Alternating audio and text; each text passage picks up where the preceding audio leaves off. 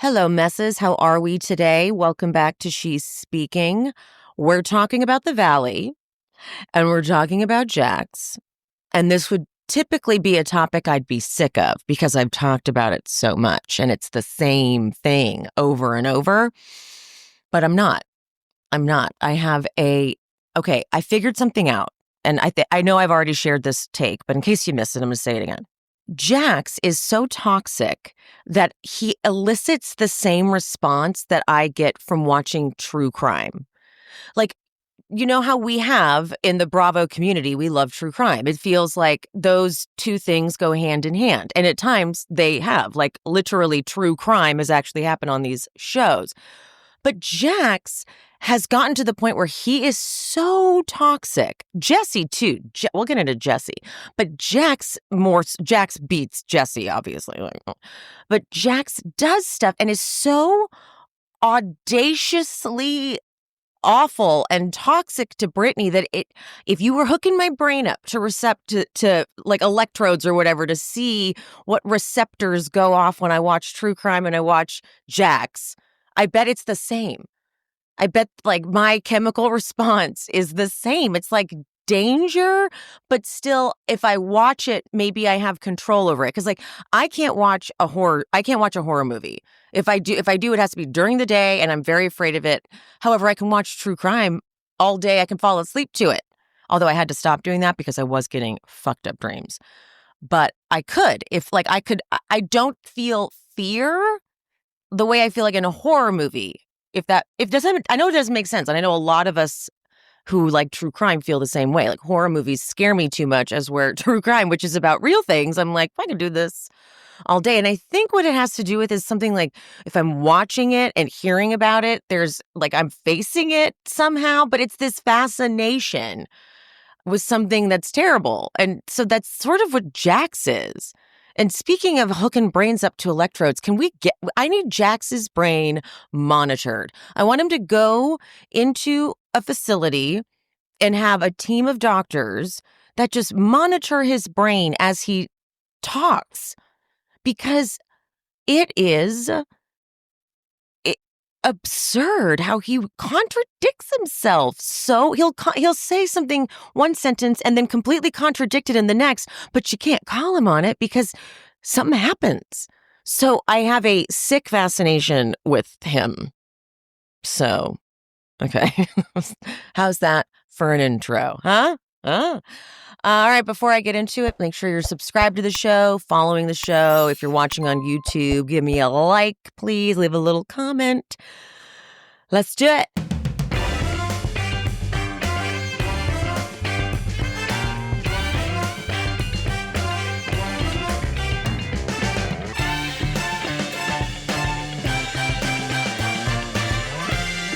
One quick thing for my YouTubers.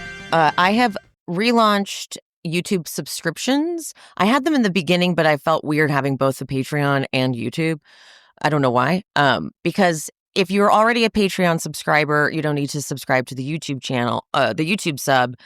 But I know that a lot of you guys on YouTube would say, I don't want to go over to the Patreon. So I was like, I'll just reinstate my very VIP membership.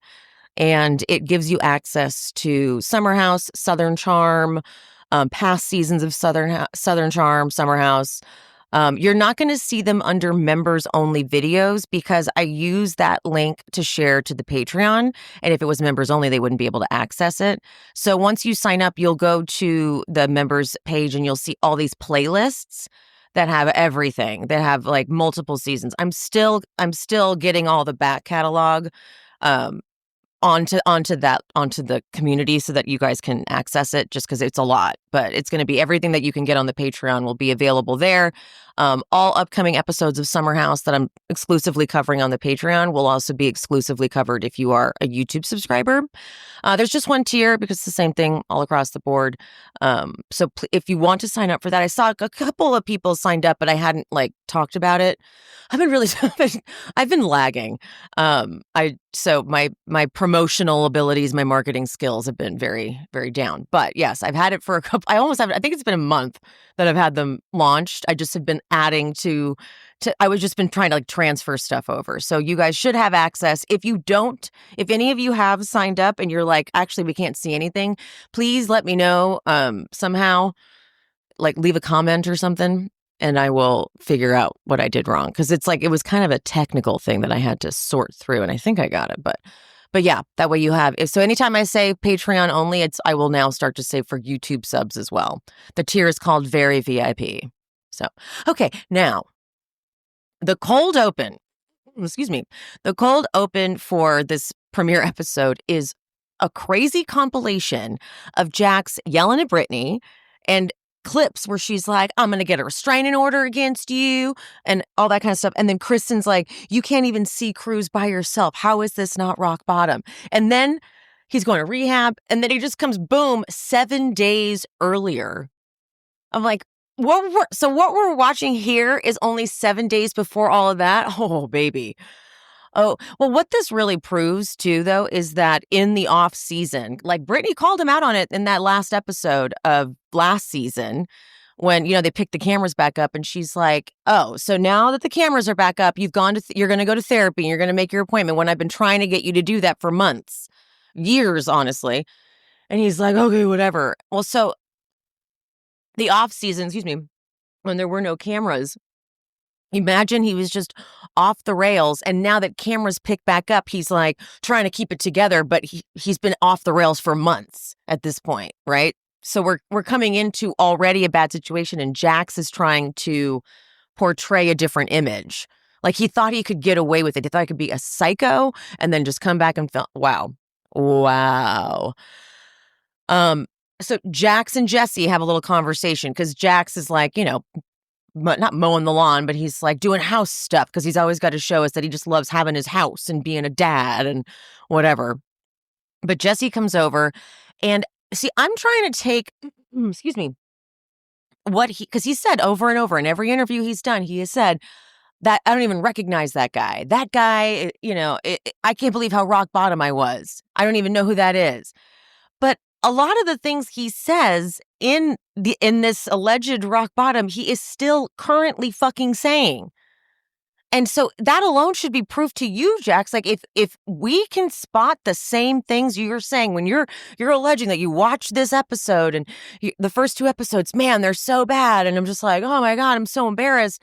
But then you still say all the same shit. For example, she was planning on moving back into my home, which is disgusting, by the way, but yet sending inappropriate messages, like, because she told me she wanted to work on our marriage, and then I see she's still texting this guy, and his face is all red, and it's like, he looks like his face is all puffy too, because when you do a lot of coke, you stuff up your sinuses, and so your face just gets puffy, and he just has that look where it's just, and he still does currently to this day, all right, period. But he goes to Jesse, like, put yourself in my shoes, what would you do? And this is what he keeps fucking saying in the after show, in interviews. I know, but like, what guy wouldn't react like that? We could list example after example. He constantly justifies what he did. And what he fucking did was flip a coffee table at Brittany, basically. And then it, like, on her knee, it like got on her knee, and her knee was, as her knee was turning black, he's still like, you're fucking talking to that guy. You're fucking talking to that guy. Like, oh my God. And you have a son because autistic children have a hard time, like their sensory overload is real. Can you imagine? Oh my God, this poor child. I'm so glad. But also, let's go back to the fact that Brittany was the one who has to move out. He refused to leave. He refused to fucking leave. So she took her son to their son and moved out of the house. He should have, that is so fucked up. And then he knew, Brittany talks about in an interview, I think she's like, the only reason he even was talking about how maybe he should move out is because the cameras were there, and he knew like it would look so bad that I made my wife move out with our child. Hello? Oh, he's disgusting. It's funny because Jesse in this conversation, like Jesse is pretty diabolical, but it's like he's very aware of his diabolical side. Like with Michelle and the school conversation they have at the end. I want to save it because I want to go all the way into that. But like he can be so diabolical. And then the producer asking, did you just say that to get a rise out of her? And he's like, oh, 100%. 100%. Let the chaos begin. Like he knows he's being so toxic, which is like, that's crazy. That's scary. However, Jax, like, I think Jax it's something else. Jax, it's something else. So again, Jesse, terrible. But here he goes saying, well, I mean, yeah, you would probably get mad because you have no emotional regulation, which is an ironic thing, what I would think coming from Jesse, who was like banging on tables and shit last year. But then we see him, which we'll get to, him have this whole conversation with Kristen and explain like where those emotions and anger moments came from. And you're like, okay, so you do seem to somewhat know what's happening. And like, I believe, as where when Jax says his like therapy jargon bullshit, I don't believe him. As where I feel like Jesse does. So anyway, it just trips me out. But Jax is like, well, we did say we could hook up with other people. That was the part of the deal. But, a friend? Come on. Cruz was in the other room. Thank God he didn't see anything. You think he didn't hear it? You think he heard nothing? And you think he didn't see it? I hope he didn't. I do, but there's no way he didn't hear all that. And so then Jesse's like, you have to remember that he's looking at you as the man that he's going to be. And Jax goes, yeah, and I also don't want him to see how I'm treating his mother. And see, when Jax says shit like that, that should make sense and should be like, oh, okay, there you go. I don't believe that. I feel like he adapts. That's what it is. He like adapts to the conversation so that he doesn't come across too terrible. I mean, but it only lasts so long. But like he's catching Jesse's tone. So he's like, oh yeah, and I don't want Cruz to see me treating his mom like that. Because when Brittany did the what's it called? Housewives Nightcap, right? Housewives Nightcap, that show, she interviewed with them and said that to this day, he is still calling or texting, like, who are you hooking up with? Bringing up Julian, asking who she's with. And then in the after show, Brittany says that Jax, because she wasn't talking to him after he did the hot mic interview, and he was pissed that she wasn't answering his texts. So then he showed up at the house and she was filming him like, I'm going to call the police if you don't go away. Yeah. He does not sound sober to me. That's not the work of a sober person. Someone who's truly, especially like in sobriety, regardless of whether you do a 12-step thing or not, you do have to like surrender to some degree. There's a surrendering of like, yeah, no, I can't do that anymore. And I don't want to do that anymore. He doesn't have any of that. He's still very much like aggressive, right? Jax goes, I don't have any answer for you. What I did was wrong. I lost all control. I saw red. I had an out-of-body experience. But you show me a guy that wouldn't handle the situation the same way. You see how he like says all of the things that he knows he's supposed to say, but then follows it up with that. We could show you plenty. Okay. You're still justifying it to this day in the after show. We'll get to the after show. There's been this show's going to be hard to cover because it's like the show itself and then the after show. Because like, why is Brock there? Brock being on the after show is criminal. Shame on them. Okay. Anyway, moving on. We're going to move on. When I started this podcast, I felt like I had to figure it all out on my own. So I just went with the trial and error method and made a lot of errors. Anytime you start anything new, you don't have a to-do list yet. So you keep just adding new tasks and it feels like you'll never figure it out. So finding the right tool that not only helps you out, but also simplifies everything is a game changer. For millions of businesses, that tool is Shopify.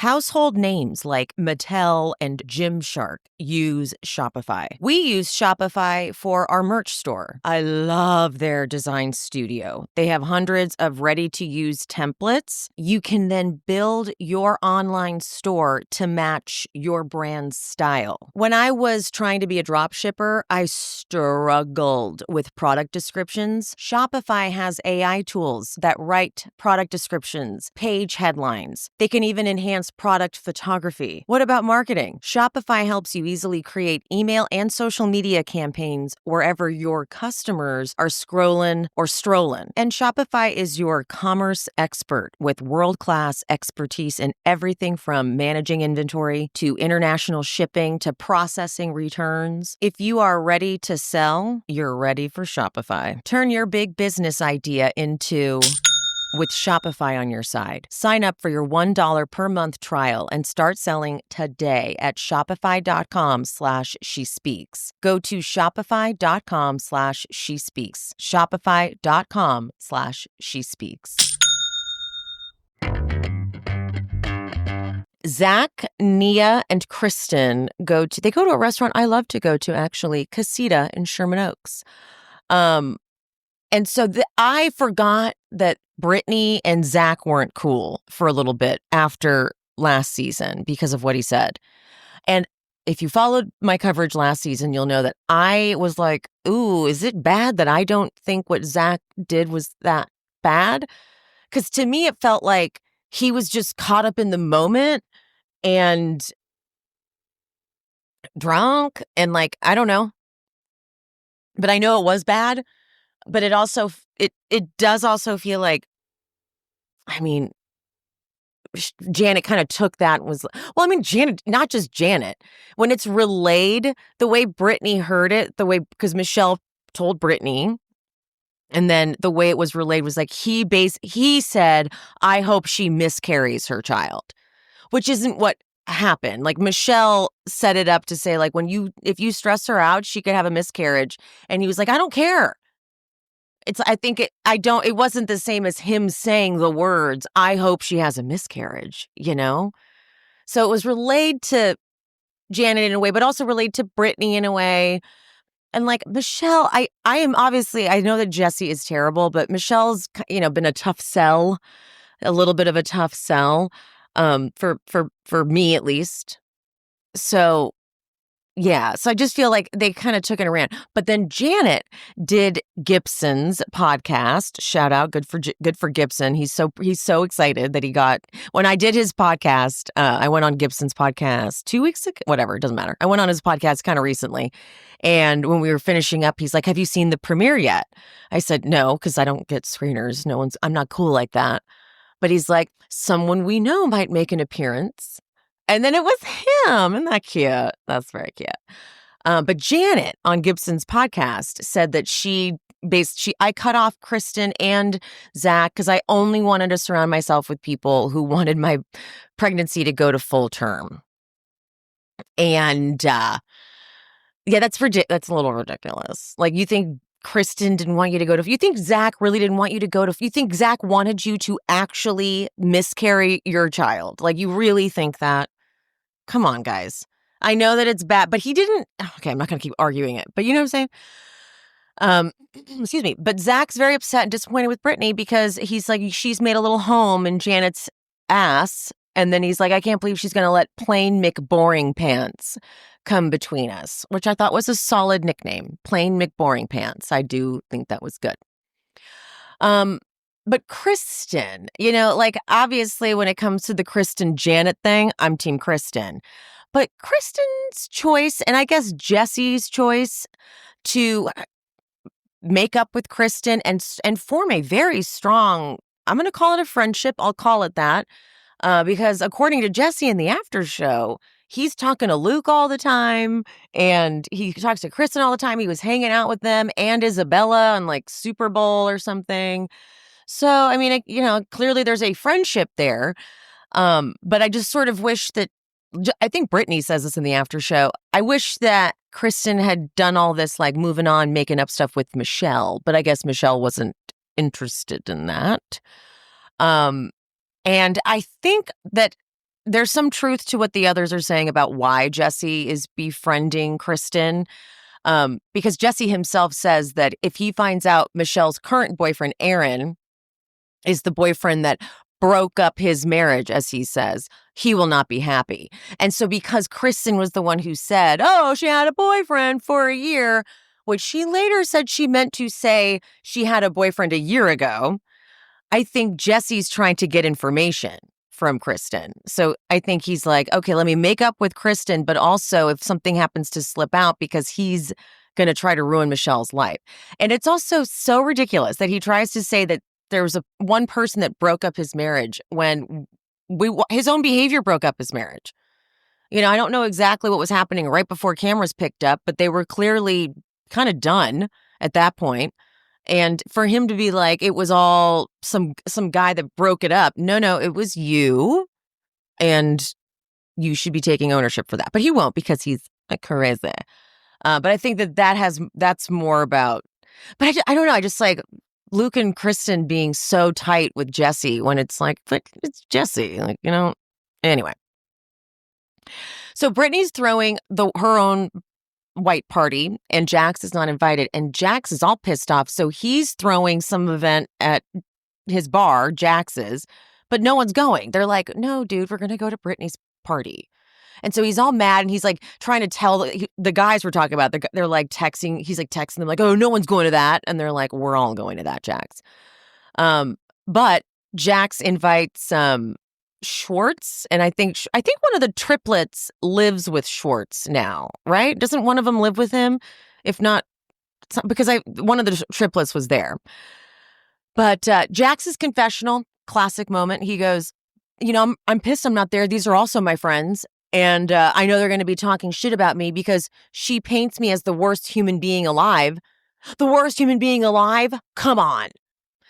Okay, well, here's why I just have to, I'm sorry, I'm overanalyzing everything Jax says, I know. But when he says this, it's like, you just said she paints you like the worst human being alive. Like, you used your own hyperbolized example and then reacted to that example as if that's what was being said. You know what I'm saying? He's like, the worst human being alive. The worst human being alive? Come on. She's never said he's the worst human being alive. Okay, sorry.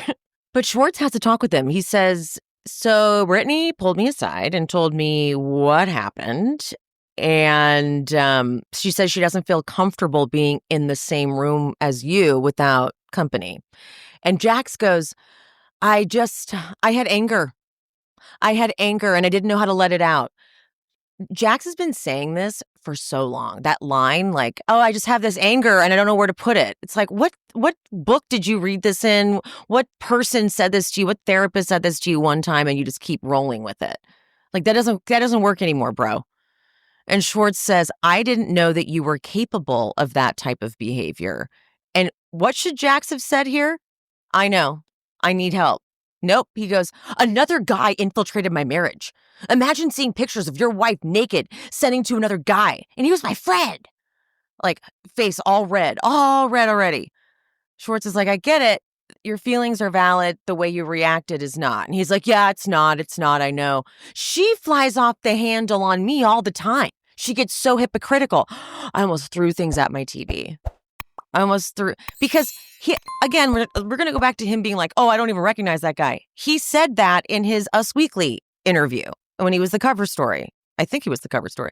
He said he was like, well, I mean, you know, you guys don't know what she says to me. Like, she says a lot to me. Like, you guys don't see that. She says a lot to me. So, like, you know, we both kind of fell out of love. It was sort of his thing. Like, it was a mutual, she lost her partner, I lost my partner, you know? Like, okay. You're still saying all this stuff that you yourself try to say, oh, I watched that and I'm just horrified. I came in, oh my God, don't even show it to me. Bullshit. He's like, she's so hot and cold. And then this just drives me crazy. He's like, she was at my house the other night all by herself and like, we almost hooked up. I feel like she wants her cake and eat it too a little bit. And I felt Schwartz's like kind of disgust in Jax in that moment. Like, are you seriously trying to, and Jax will continue to do this. So I know I've already like made content about it. So I know you've heard this take, but once again, Jax, he knows what Brittany wants, and he purposely won't give it to her. He knows what she wants to hear, so he will say all those things, do all those things, get her to believe I am changing, I do want to make this work, and then when she falls for it, inevitably, and wants to hook up or wants to be together or whatever, he's like, later when he lets her down and she's mad again, he's like, well, I mean, I can't be that bad because you wanted to hook up with me. So it's like he just does it to trick her. It's a complete lack of respect. He hasn't had respect for her for a long time. We know that. That's not a surprise. But so anyway, back to Schwartz though. Schwartz, after hearing him try to be like, well, she's all hot and cold. She wanted to hook up with me. She wants your cake and eat it too. Schwartz goes, I feel like you're headed towards, excuse me, rock bottom with your recent behavior. And if you don't seek help, some sort of counseling, I don't know, therapy. And he goes, and Jax, because now he's picking up what Schwartz is saying. And he's like, I have a little boy that's looking up to me. I'm supposed to be his hero. And I'm just going off the rails. I'm in such a bad place, man. Going home to an empty house. I hate it. I walk past my child's room. Oh, God. Oh, God. Uh-huh. Mm-hmm. So, meanwhile, over at Brittany's white party, now we get into the Janet and Kristen of it all. Because there's so much going on. On the way there, they throw in a confessional of Janet saying that her and Kristen, we had a great friendship. There was nothing like the two of us together going against a common enemy. I was like, oh, that explains a lot, actually. Like if that was your favorite side of Kristen or your favorite part of being her friend. Okay. Okay, so she pulls Kristen aside to apologize, I guess. But it wasn't really an apology. It wasn't. So she says, we had years that we had plenty of good times. I want to find a way to get back to that.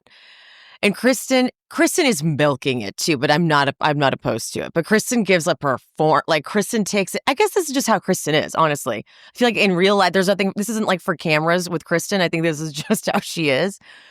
Because she's like kind of almost crying when she's like, I feel very reluctant in hearing you say that you actually want to be friends with me.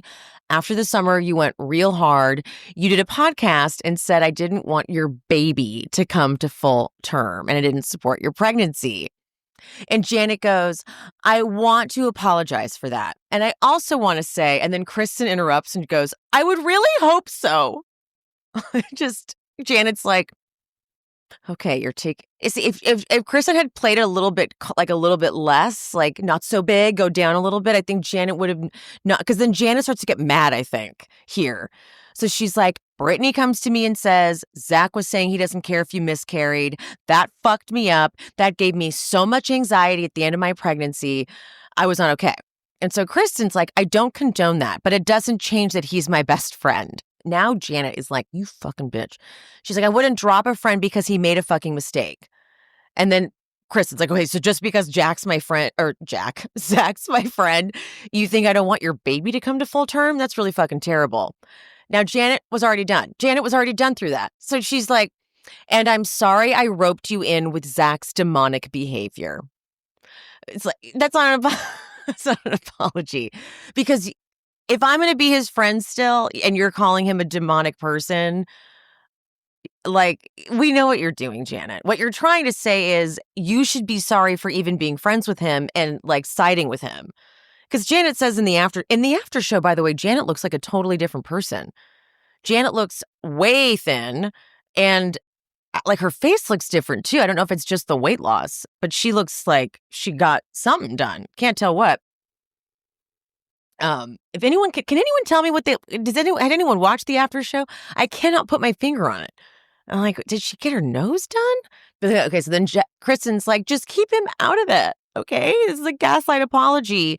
And Janet says, well, it's hard to separate the two things. And Kristen, like almost in tears, goes, well, then that's something that you have to work on. I don't know why. I was like, work on separating it. So Janet, I knew that was coming. Janet's like, are you sorry for anything? Which Kristen, of course, is not. And she's like, for anything I did last summer? No, I repeated exactly what I heard. And then she's crying. She's like, your apology just feels so not genuine. And then Janet's like, All right, well, I genuinely wish you well. I'm sorry this conversation didn't go well, and I'll see you around. And then they split off, and and then Janet has to leave. Janet keeps like in the after show, she's like, I just didn't want to start like crying in the middle of the party. And Brittany's like, Brittany would have been cool with that. You have to you got to stay. Janet likes to leave. She likes to go and run. But you got to stay and talk about it, talk it through. God, Janet's really, really tough to like. I could use a little distraction from everything, so why not a little romance, even if it's just in my headphones? Dipsea is an audio app made for romance lovers. They've got short, spicy stories so you can immerse yourself in fantasies and tune out the rest of the world. Dipsea is a female-founded app created by women for the female gaze. Their app has over 1,000 spicy audiobooks, all crafted by a team of professional writers and top-tier narrators. What if you're looking for a rugged cowboy or a sexy rendition of Pride and Prejudice? Their app is super easy to explore, so you can search for your favorite romance genres like contemporary or historical or dark. New chapters are released every week, so you will always find something new to enjoy. And right now, listeners of this show can get an extended 30-day free trial. Just go to dipseastories.com/she speaks to start your free trial. That's DIPSEA stories.com/she speaks for 30 days of full access for free. Visit dipseastories.com/she speaks. The past few weeks, I have gone on and on about Vionic shoes and how comfortable they are, and the VioMotion technology, and how it is revolutionizing medical orthotics, and I wish I had known about these shoes when I was still working in the restaurant business. But I don't think I have stressed enough how cute and chic these shoes are. So I have the Uptown Loafer in black. I did not realize they also come in snakeskin, so I gotta buy those. The Walk Max lace-up sneaker in parchment is also in my cart, because when I think of a walking shoe, I don't think of a chic shoe, but they have managed to do it. I actually can't even decide between parchment and cream, so TBD. And unfortunately, I have discovered the Monarch sneaker, which comes with a leopard print trimming, and so I need those too. I do feel I can justify all of these purchases because all Vionic shoes come with that VioMotion technology. It is engineered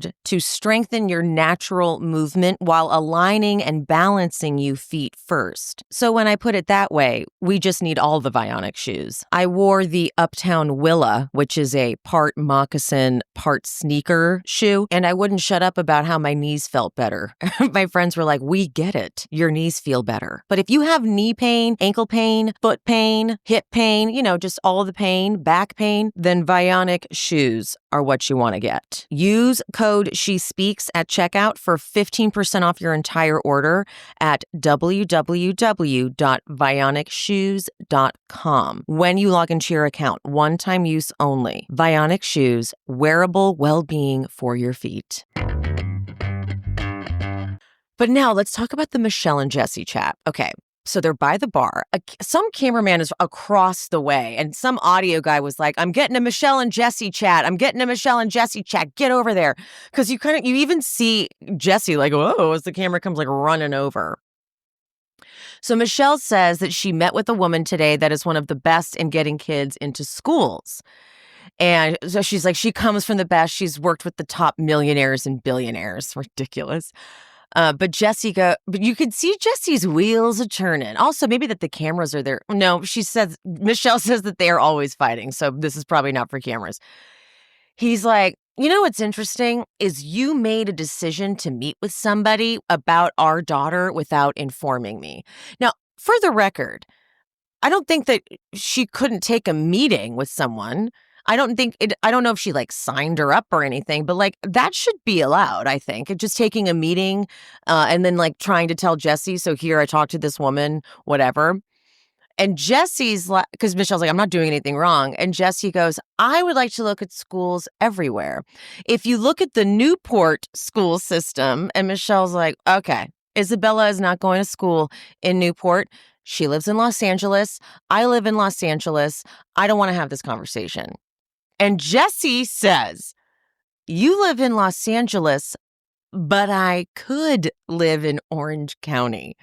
My jaw dropped. I'm like, wow, he is so diabolical. He's like, he's not even in Orange County. He doesn't even live there right now, dude. And but I could. No, no, no, no, no, no, no. So Michelle's like, you're not moving to Orange County right now. You're dating a girl for a couple months, and now all of a sudden you're going to talk to me about move. And Jesse does what every good gaslighter does. He goes, whoa, you're getting very aggressive right now. And the reason I know that's a gaslighting thing to do is because when the producer asks him in his confessional, did you say that just to get a rise out of her? And he says, oh, yeah. So when he gets a rise out of her and then goes, whoa, you're getting very aggressive. mm. Mm. Then Michelle goes, fine. If you have to go to Orange County, maybe I'll take our daughter full time. He says, you'll never get full custody. She's like, that's not true. I don't believe that for a second. I think she absolutely could. But in Michelle's confessional, she said that Jesse told her, I will do whatever it takes to ruin your life, which I believe he would say. But Michelle, she's like, fine, if you want to move to Newport, we can go to court and the judge can decide. Because at that point, the judge will be like, wait, you're taking her to Newport. Why? Because you started dating someone? Right? And then in his confessional, he's like, would I love to move to Orange County? I would love it. Yeah, my business could thrive. Which I was like, oh, wait a minute. Not only is that difficult, like you'd have to change. I get that you could, I'm sure he's super great in real estate and would be able to get it. But like, that's not so easy to do. You know, you get used to a territory and you used to getting listings and whatever. So it would take a minute to like build your client base back up just a bit. You know, I don't know, probably fine. But still, it's like a lot would have to happen just for him to move down there. And he's like, Isabella would have a better education. But Michelle will never let that happen. Then they ask, are you just saying that to get a rise out of her? Yes, I am. It's like, you don't even believe this, but you're still sticking with it just for the sake of the fucking story. You little diabolical freak. Okay, after show. There's so much after show, you guys. So, Julian is still a topic, which is nuts because considering that the way Jax reacted to Julian, you'd think he'd be like, honestly, I overreacted. No need to keep talking about it. And in the after show, Jax is still trying to say that Brittany was about to like move back into the house, but she was still texting with Julian. Brittany's like, that's not true. We were long done at that point. But Jax is like, nope, I saw the timestamps. I saw the dates. Jason in his little and Jason's paired up with Brock, which is so annoying. But Jason's like, I believe Brittany when she says the dates. I think Jax might have just not seen them correctly and ran with it. But Brittany's not a liar. Like, we're not gonna go down that path, dude. Like, Jax, sorry, bro, but like Brittany's not the liar here. Okay, you're not getting that at all. But I actually thought that Schwartz came to Brittany's defense pretty good because it's the setup for them is Jax, Schwartz, and Jesse. So like that's Jesse and Jax together. But when Jax is like, show me any guy, and he tries to look at Schwartz like, what would you do if you found out that your ex-wife, blah, blah, blah. And Schwartz is like, well, I lived it. Max and Katie hooked up. So, and Jax is like, yeah, well, this guy just lets everything roll off his back. You know, I got to get more like that. And then he tries to like, he picks up on the tone from someone else and tries to adapt. And he's like, look, I could sit there and be mad at Brittany and be mad at Julian, but the reason why she did this is because I pushed her away. So, yeah. Okay. But then Jesse tries to be like, yeah, I think Brittany probably did it on purpose to you, like a little bit of payback. And then Schwartz is like, no, I don't know if it was conscious or not. But Jesse's like, no, women are terrible. So yes, it was. And honestly, it kind of might have been like this Julian guy sounds like a loser. Like he was just a hanger-on in this group trying to latch on to whoever will take him. And so as soon as he saw the Brittany Jax thing, he's like, oh, that's an easy in. Like I can grab her in a second. She can be taking care of me. So yeah, no, he sucks for sure. And yeah, maybe there was an ounce of it, but Jason is actually being more like, not defensive, but defending Jax and saying Julian and Jax were close. Like we did hang out with him a lot for that year. So it was shitty of Julian to be continuing to hang out with Jax and then knowing he was with Brittany. And then also when Jason confronted Julian on it later, Julian did shit like, I swear on my children, I swear on my family, and like shit like that. So, I would never do that to Jax. So there's no doubt that Julian sucks for sure. But it's not like a Tom Schwartz that's like a really close friendship, or a Jesse, or someone. Well, I don't even know I know Jesse. Why not? But Julian sounds like the biggest douche. That crew of people tends to hang out with some questionable peripheral people. Like whenever I've seen them out, like when I went to James's show a couple years ago now, you can see like the friends that sort of hang out on the side. Remember, Tom, was it last season where Tom had his birthday? Was that the last season? He had his stupid birthday that James showed up to and was like, who are these people? It's those people that just like hang around because they're like, I just want to be near someone famous. Gross, right? Oh my God, there's a moment in the after show. Lala needs to stop. She's a mother of 2 at this point. And they were talking about, they're on the topic of Zach and what Zach said at the last episode and that whole thing. Excuse me. And Lala, because Brittany explains, oh, I didn't talk to him, I was mad at him, whatever. Lala steps in and goes, the things that come out of his mouth, if he were to pull that shit on me, I'd be catching a case. Not done. There's no way that you're going to say to me or just say to anybody that you don't want my baby to make it to full term. I'm putting claws in you, dog. I can't. I cannot. You're putting Sure. Okay. Sorry. I know it keeps clearing my throat. I'm so sorry. My allergies are so bad, but I'm trying to stop. But yeah, come on. Come on. I'm putting claws in you, dog. Ugh. Gross. You're embarrassing. That was so embarrassing. Brock is also embarrassing in talking about Zach. It doesn't make any sense what he says.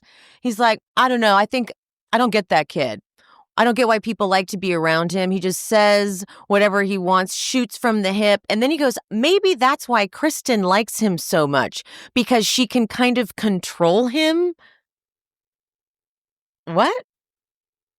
And then like, it's weird because Jason's the only other person there, and then like the producer. And so Jason's just kind of sitting there like, mm-hmm. And then no one says anything.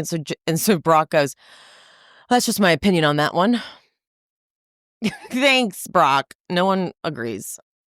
So then another little segment about, this is the Janet Kristen segment, I guess. Sheena, Michelle, and Janet are in their after show set up together. And it's just unfortunate because like of all of the all those 3, I'm like, I don't like any of you. So this is sort of a tough sell right here in this little grouping. But apparently Kristen had said something on her podcast about how she feels superior or whatever to her cast or to the rest of people. Excuse me.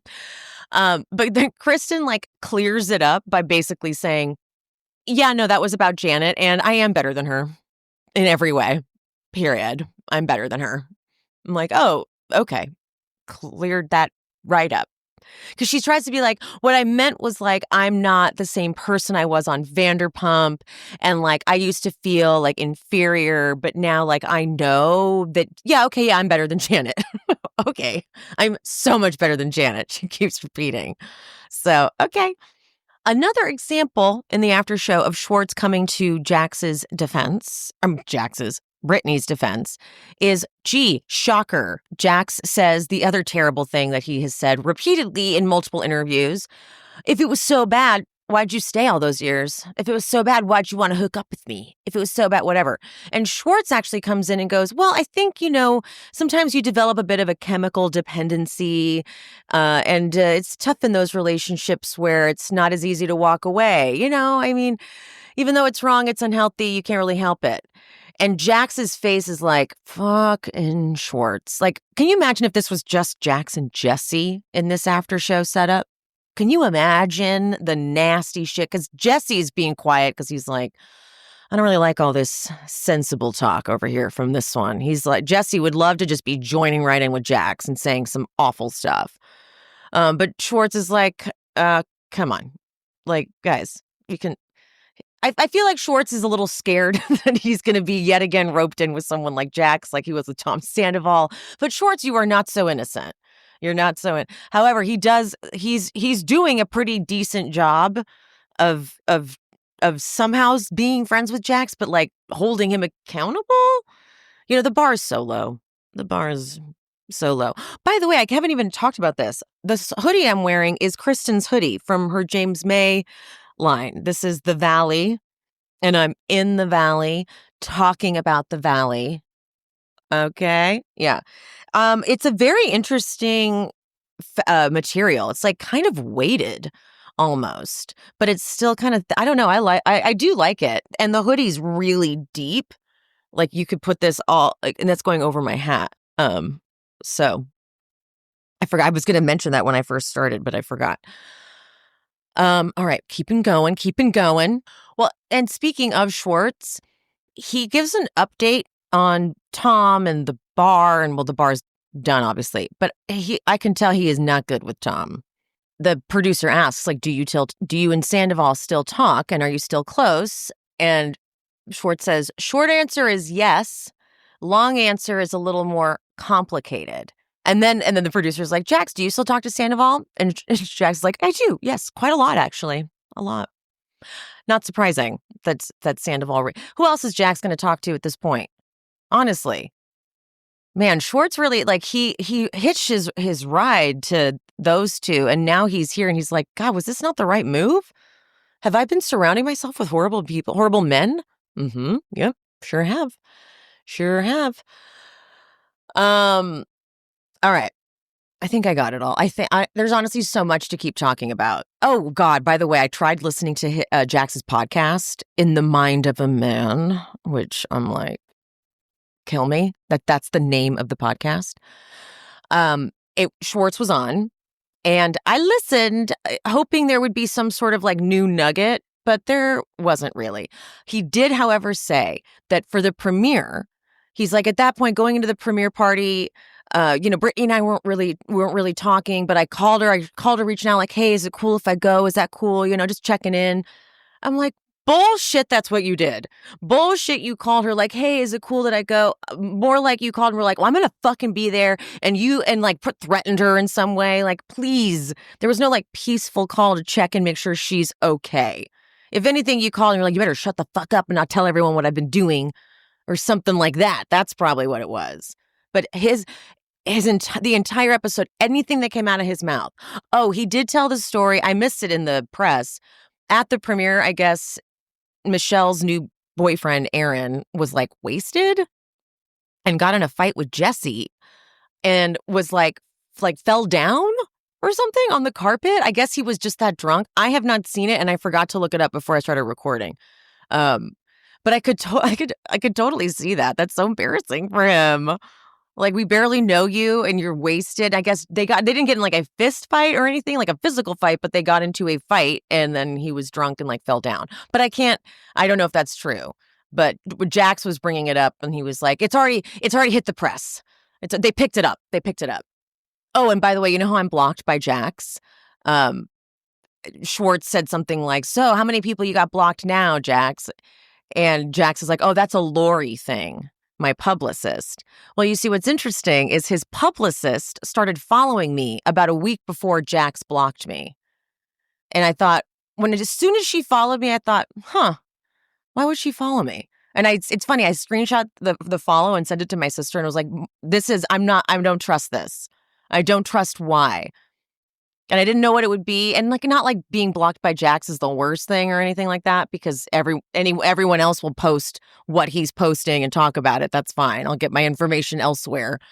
But I knew she had followed I knew she followed to like see what people were saying, and maybe she went in and blocked me. Isn't that weird? Why'd you? I don't know if she's still following me. I forgot to double check, but when she followed, I knew doing something. Okay, I'm gonna go. Patreon people and also YouTube subs, very VIPs. If you are watching this and the Summer House episode is still not out, it's because I'm editing it. Because as soon as I'm done editing this, I'm going to edit that and then I'm going to post it. But I love you guys. And today is Saturday, so I'll see you tomorrow for the weekly wrap-up live on YouTube at 10 a.m. PT. And available for replay, of course. And that's it. All right, love you guys.